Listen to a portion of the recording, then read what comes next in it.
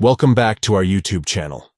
In today's video, we'll guide you through a full tutorial on how to mute people's stories on Instagram.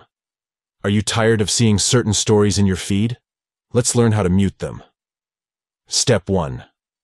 Open the Instagram app. Launch the app on your device. Step 2. Go to the profile you want to mute its stories. Navigate to the profile of the user whose stories you want to mute.